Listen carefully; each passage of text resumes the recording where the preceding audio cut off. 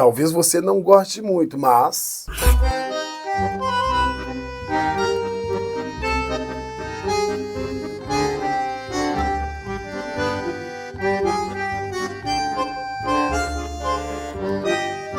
é isso mesmo, aqui o Papo é Reto na Cláudio Silva TV com Cláudio Silva. Papo Reto com Cláudio Silva, nosso novo quadro onde nós trazemos aqui as nossas considerações. Na realidade, vai ser dito aqui coisas extremamente impopulares. Não só a respeito do Cruzeiro, mas sobre tudo aquilo que a gente achar que deve falar.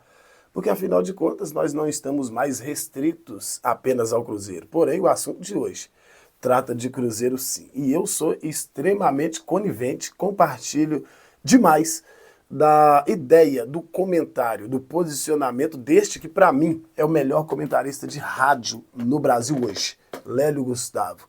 Escute o que o Lélio disse. Ainda nenhuma opinião, sabe? Eu, outro dia mesmo, estava aqui falando sobre a pré-temporada. E vai acontecendo aquilo, e não precisa nem ser nenhum Nostradamus, não, sabe? Para saber o que ia acontecer. No primeiro resultado ruim, isso aí, não sei o quê.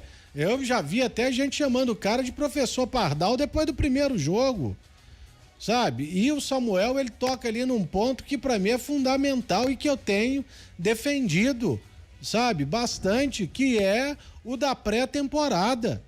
Esse final de semana eu tive o prazer de conversar com meu querido amigo Guto Ferreira, que hoje é técnico do Curitiba. A gente estava discutindo justamente sobre isso.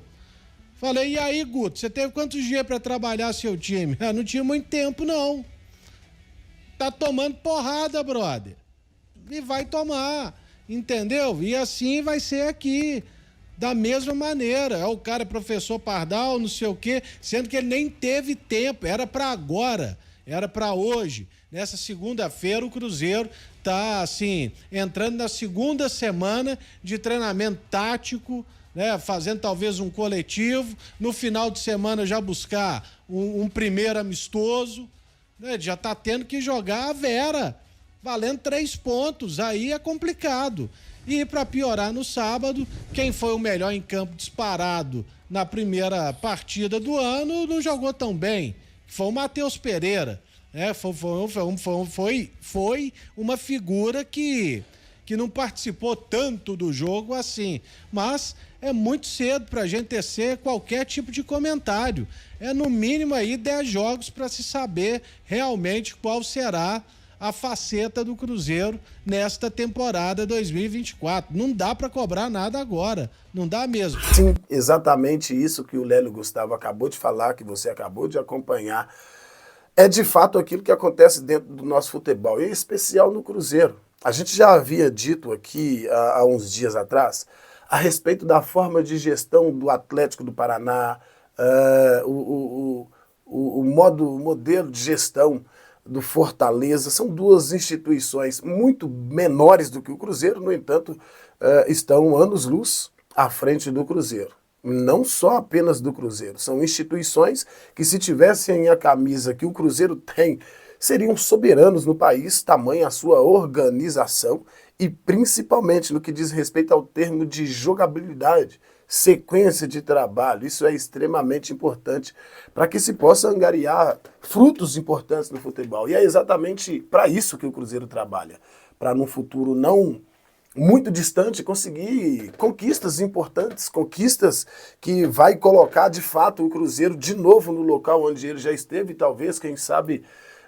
um passo até à frente, um passo maior, numa prateleira maior, não é? Porque se você não sabe, eu não sei se você sabe, mas o Cruzeiro foi ultrapassado nos últimos anos pelo Flamengo e pelo Palmeiras em números de conquistas. O Cruzeiro, que figurava na terceira posição, atrás apenas de São Paulo e Santos, hoje está na 5ª posição.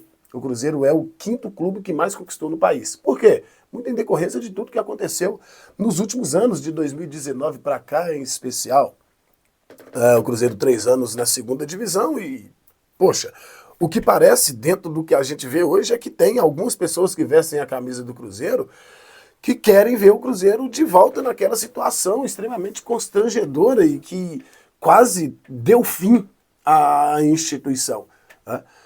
Segundo jogo do Cruzeiro na temporada, depois de 15 dias apenas de treinamento, com um treinador que desconhece totalmente o futebol brasileiro. Claro que não totalmente, né? Totalmente, eu acho que seria até ignorância da minha parte cravar assim, mas que tem muito pouco conhecimento a respeito do nosso futebol e 15 dias apenas de treinamentos, como eu já disse, e 2 partidas. E na segunda partida, já na segunda partida, já recebe nomes de professor Pardal, de inúmeras colocações que não tem absolutamente nada a ver. E outra coisa, isso não vem apenas do torcedor da internet, aquele cara chato que gosta do Twitter só para criticar, só para cornetar, só para atrapalhar. Não, não.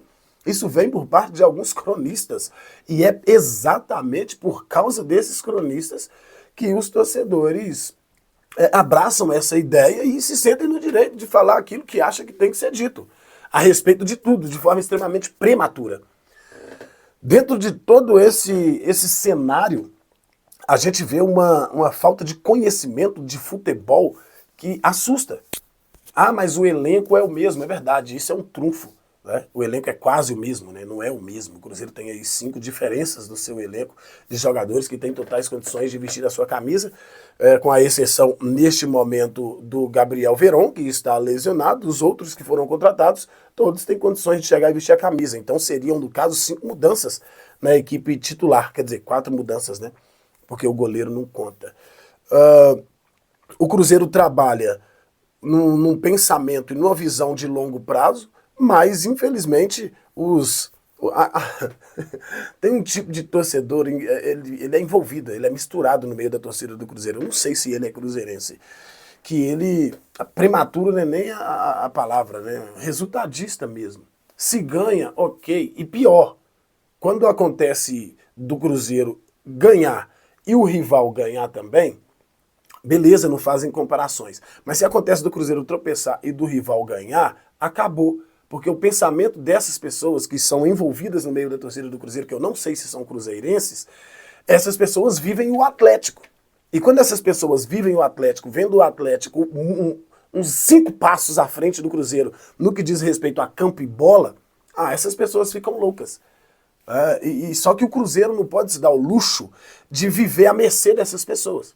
O Cruzeiro não pode se dar o luxo de querer fazer o gosto dessas pessoas a qualquer custo, e está coberto de razão a forma que a diretoria do Cruzeiro trabalha dentro daquilo que eu entendo como futebol. É lógico, tem muita gente que pensa o contrário, que acha que o Cruzeiro deveria abrir os cofres, como dizem por aí, sem nenhum pingo de responsabilidade. O que me parece é que essas pessoas, me parece só, é o meu posicionamento e ponto final. Parece que essas pessoas sentem saudade da associação que destruiu com a instituição. Tem que ter torcedores do Cruzeiro, tem que ter torcedor o quê? Tem que ter cruzeirenses gerindo o clube. Cruzeirense o quê? É bem verdade que a história do Cruzeiro foi construída por cruzeirenses, isso é inegável. Mas da mesma forma, com o mesmo peso, a história do Cruzeiro quase, cara, a história do Cruzeiro é imortal, mas ela quase foi destruída não, né? Apagada por pessoas que também se diziam cruzeirenses. Pessoas que pensam só no seu próprio umbigo, como certas pessoas que estão nas redes sociais por aí. E não são poucas, tá? O número é menor, graças a Deus. O número é menor. No entanto, é um número extremamente barulhento. Barulhento. Já dizia um sábio, eu nem sei se era um sábio, mas ele falava assim: o mundo será dominado por idiotas. Mas não pela sua capacidade de raciocínio, e sim pelo número que é grande. E está cada vez mais aumentando. E no meio da torcida do Cruzeiro, e eu não posso falar que são cruzeirenses, no meio da torcida do Cruzeiro existem vários. Vários mesmo, e é o tipo da coisa que quanto mais você tenta mostrar para essas pessoas o que é, menos elas querem ver e mais elas tumultuam o ambiente. O Cruzeiro está no começo de temporada e você vê pessoas já falando que o Cruzeiro vai cair no Campeonato Brasileiro lá no final do ano. O Cruzeiro está no mercado fazendo suas contratações. A janela fecha no dia 7/3 e ainda assim, o que vê de pessoas falando coisas que não têm absolutamente nada a ver com o esporte, com o futebol, é um negócio assustador. Pô, Cláudio, mas é a opinião deles. É verdade, essa aqui é a minha, em cima do que eles acreditam. Assim como a minha opinião, os meus posicionamentos podem ser refutados, o deles também pode. E eu tô aqui para isso.